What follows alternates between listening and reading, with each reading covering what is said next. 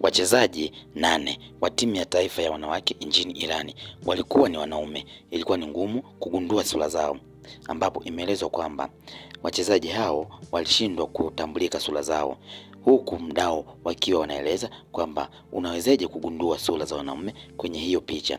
Hiki ndicho kitu ambacho Irani walikuwa wanatuhumiwa nacho. Imepita miaka 10 tangu Irani walipotuhumiwa kuwachezesha wachezaji wa kiume kwenye timu ya taifa ya wanawake.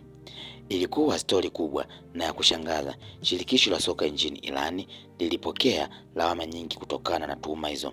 Ilidaiwa kwamba wachezaji 8 wa timu ya taifa ya wanawake ya Irani ni wanaume waliokuwa wanashiriki kufanyiwa upasuaji wa kubadili jinsia zao.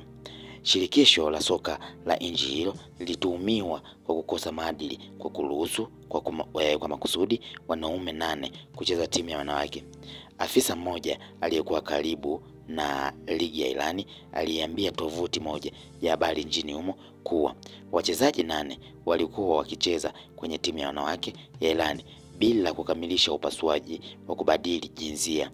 Mamlaka ziliamuru kufanyika kwa vipimo vya kubaini jinsi kwa wachezaji wote wa timu ya taifa na wale wa ligi kuu. Majina ya wachezaji waliokuwa wanashukiwa kuwa wanaume hayakufichuliwa. Timu ya taifa ya Irani hucheza wakiwa wamevaa hijabu, mashati ya mikono mirefu na suruali ndefu za michezo. Mwaka 2014 shirikisho la soka la nchi hiyo lilianzisha ukaguzi wa nasibu baada ya kugundulika kwamba wachezaji 4 wa timu ya taifa walikuwa aidha wanaume ambao hawajakamilika upasuaji wa kubadili jinsia au walikuwa na matatizo ya kimaumbile ya maendeleo ya kijinsia. Mwaka 2010 kulikuwa na mashaka kuhusu jinsi ya golikipa wa timu hiyo. Upasuaji wa kubadili jinsi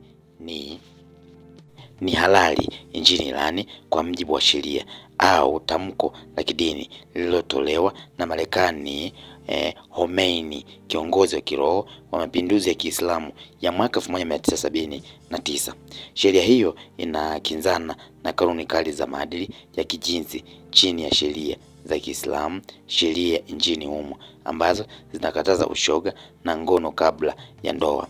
Upasuaji wa kubadili jinsi kwa kawaida hufanyika kwa hatua nchini Irani, ambapo mchakato mzima unaweza kuchukua hadi miaka 2 na unahusisha tiba ya homoni kabla ya mabadiliko kamili ya jinsi kukamilika.